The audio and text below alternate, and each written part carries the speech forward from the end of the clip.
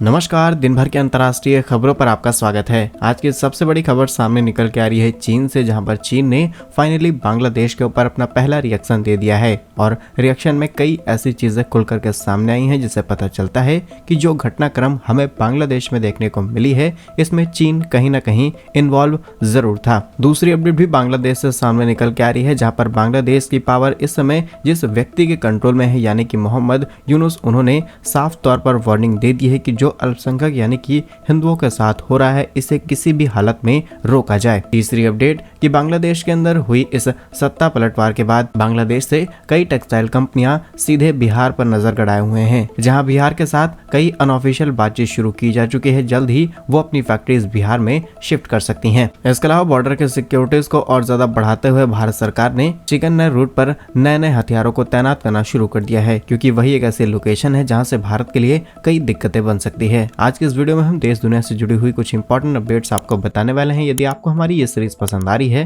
तो आज के इस वीडियो को लाइक और चैनल को सब्सक्राइब जरूर कीजिए। दोस्तों, सबसे पहले चीन की बात की जाए तो बांग्लादेश में हिंसा के बाद अब मोहम्मद यूनुस ने सत्ता को संभाला है। बांग्लादेश की अंतरिम सरकार के प्रमुख के रूप में उन्होंने शपथ ली है, जिसके बाद भारत और दुनिया के तमाम देशों ने उन्हें बधाई दी। लेकिन अब चीन का रिएक्शन सामने निकल के आया है, जहां पर चीन ने उन्हें बधाई तो दी है, इसी के साथ कहा है कि हम चाहते हैं कि दोनों देश आपसी रणनीति की भागीदारी के साथ मिलकर के मजबूती के साथ तैयार हैं और भविष्य में दोनों देश अपने रिश्ते और ज्यादा मजबूत करने के ऊपर कदम बढ़ाएंगे। साथ ही चीनी विदेश मंत्रालय ने भी बयान जारी करते हुए कहा है कि चीन और बांग्लादेश के बीच की दोस्ती लंबी और गहरी होनी चाहिए। हम सालों से दोस्त हैं और आगे चल के अपने संबंधों को और ज्यादा मजबूत करेंगे। द्विपक्षीय व्यापार, आदान प्रदान और सभी चीजों को बड़े स्तर पर करने की कोशिश करेंगे, ताकि बांग्लादेश की अर्थव्यवस्था को फिर से रिकवर किया जा सके। लेकिन ऐसे में सवाल खड़ा होता है कि वही चीन है जिसने कुछ समय पहले बांग्लादेश की पीएम को नाराज कर दिया था। यदि आपको याद हो तो कुछ दिनों पहले ही बांग्लादेश की पूर्व प्रधानमंत्री शेख हसीना जी चीन की 5 दिन की यात्रा पर जाती हैं, लेकिन वो अपनी इस यात्रा को 3 दिन में ही पूरा करके वापस लौट आती हैं। इसके पीछे बड़ा कारण ये था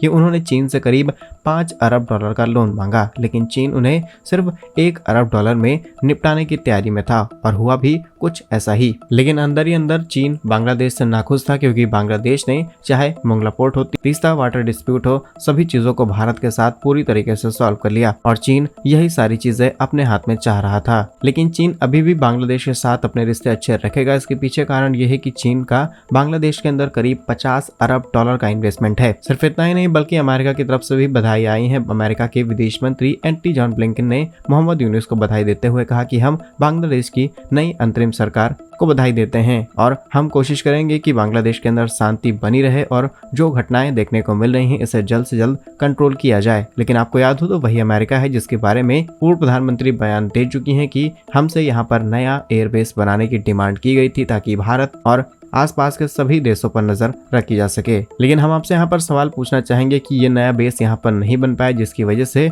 अमेरिका भारत पर नजर नहीं रख सकता। आपके हिसाब से पूर्व प्रधानमंत्री शेख हसीना जी का ये फैसला सही था या फिर नहीं? कमेंट्स में अपनी राय जरूर बताइएगा, क्योंकि आज अमेरिका भारत का दोस्त है। आगे चल के इतिहास रिपीट हो जाए और अमेरिका पाकिस्तान का साथ देने लगे, इन चीजों का कुछ भी भरोसा नहीं है। आप अपनी राय कमेंट्स में जरूर बताइएगा। दूसरी इंपॉर्टेंट अपडेट की बात की जाए तो यह भी बांग्लादेश से सामने निकल के आ रही है, जहाँ पर बांग्लादेश में हिंदू अल्पसंख्यकों के साथ जो चीजें हो रही हैं, इसको लेकर के अब मोहम्मद यूनुस ने बड़ा बयान दे दिया है। उन्होंने कहा कि हमारे देश के अंदर रहने वाला चाहे हिंदू हो, मुस्लिम हो या फिर किसी भी अन्य धर्म का हो, वो हमारे लोग हैं और जो अपराध उनके साथ हो रहे हैं ये बिल्कुल भी बर्दाश्त नहीं है। वहाँ की पुलिस, मिलिट्री, सभी को किसी भी इस तरीके की घटना को होने से किसी भी हालत में रोका जाए। लेकिन ये चीजें जितनी ज्यादा क्लियर आपको दिख रही हैं, ऐसा बिल्कुल नहीं है। यदि आपको याद हो तो अल्पसंख्यकों के रहने वाले करीब 52 ऐसे जिले हैं जहां पर बड़े हमले किए गए हैं। कम से कम 205 से ज्यादा बड़ी घटनाएं हुई हैं और कई संख्या में लोग मारे गए हैं। जब हिंदू संगठन या फिर कहें जितने भी अल्पसंख्यक हैं, सब एक साथ आकर के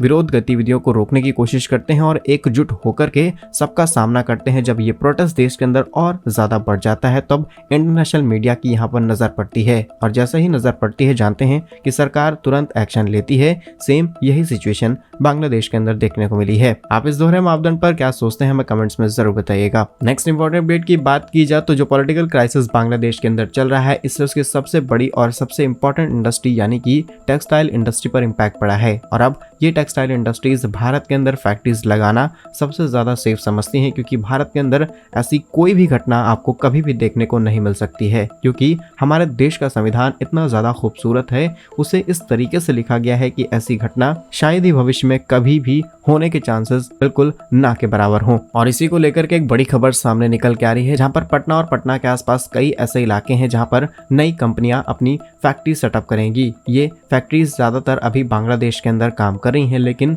जो घटनाक्रम बांग्लादेश के अंदर हुई है, इससे इन कंपनियों को बहुत ज्यादा लॉस उठाना पड़ा है। इसीलिए अब एक नए अल्टरनेट की तलाश कर रहे हैं, क्योंकि आज भी अमेरिका, कनाडा और ऑस्ट्रेलिया की डिमांड इतनी ज्यादा बढ़ चुकी है टेक्सटाइल को लेकर के, जिससे इन्हें फुलफिल करना है और ये किसी भी हालत में भारत के अंदर फैक्ट्री सेटअप करना चाहती हैं। अच्छी बात यह है कि इन्होंने ऑफिशियली बातचीत करनी शुरू कर दी है, और अगर यहाँ पर बिहार सरकार मिलकर के सभी चीजों को एक प्रॉपर वे में आगे बढ़ाती है तो डेफिनेटली बिहार से इसको काफी ज्यादा फायदे होंगे। और वो दिन दूर नहीं है कि भारत का बिहार एक दिन टेक्सटाइल मैन्युफैक्चरिंग का हब बन जाए। फिलहाल आधिकारिक आंकड़ों के मुताबिक राज्य सरकार के उच्च स्तर पर काउंसिल ऑफ इंडिया, जहां पर टेक्सटाइल सेक्टर में बढ़ावा देने के लिए इस चीज को लेकर के बातचीत शुरू की जा चुकी है। जल्द ही जो बड़े फैसले लिए जाएंगे हम सबके सामने आ जाएगा। नेक्स्ट इंपॉर्टेंट अपडेट की बात की जाए तो भारत अपने चिकन नेक रूट पर अब सिक्योरिटी और ज्यादा बढ़ाना जा रहा है। इसके अलावा कई एक्सपर्ट्स का तो ये भी मानना है कि अब भारत के पास वो सही समय आ चुका है जिससे हम यहाँ पर अपनी ताकत और ज्यादा इंक्रीज कर सकें। लेकिन इससे पहले भारत सरकार ने यहाँ पर एक बड़ा फैसला लिया था, बिहार और बांग्लादेश को आपस में जोड़ा जाएगा और यहाँ पर से एक नया रेल रूट तैयार किया जाएगा, जिससे दोनों देशों के बीच में जो कनेक्टिविटी है वो और ज्यादा इंक्रीज हो जाएगी, बायलैटरल ट्रेड बढ़ सकेंगे। और ये रेल रूट 3 देशों तक जाने वाला था, पहले ये बांग्लादेश, उसके बाद भारत और उसके बाद ये नेपाल जाएगा। यानी कि ये काफी बड़ा प्रोजेक्ट था जिसके कुछ डीपीआर रिलेटेड काम भी शुरू किए गए थे। करीब 190 किलोमीटर लंबे इस रूट को मंजूरी दी जा चुकी है। लेकिन आज जो हालात देखने को मिल रहे हैं, इससे हमें अपने चिकन नेक की सिक्योरिटी और ज्यादा बढ़ानी पड़ी है। आपको बता दें यहाँ पर भारत के आधुनिक हथियार जैसे कि S-400 और तमाम ऐसी मिसाइलों को यहाँ पर डिप्लॉय किया जा चुका है, जिससे न सिर्फ इस समय बांग्लादेश के ऊपर बल्कि चाइना पर भी नजर रख सकें, क्योंकि चाइना की नजर हमेशा से ही इस लोकेशन पर रही है और चाइना इसीलिए बांग्लादेश के अंदर घुसने की कोशिश करता है। और भारत के लिए दुख की बात यह है, जो सीमा भारत की बांग्लादेश के साथ में लगती है, खासकर चिकन नेक के पास, वो एक ऐसी लोकेशन है जहाँ पर तमाम नदी, पहाड़, तमाम ऐसे दलदल हैं जहाँ से नजर रख पाना काफी ज्यादा मुश्किल है। इसीलिए हमने सिक्योरिटीज और ज्यादा बढ़ा दी हैं। नेक्स्ट इंपॉर्टेंट अपडेट की बात की जाए तो ये मिडिल ईस्ट से सामने निकल के आ रही है, जहाँ पर फाइनली अब अमेरिकी शासन पूरी तरीके से पलट चुका है और सऊदी अरब को हथियार बेचने का फैसला लिया गया है। आपको बता दें कुछ समय पहले अमेरिका ने फैसला लिया था कि ये सऊदी अरब को एडवांस हथियार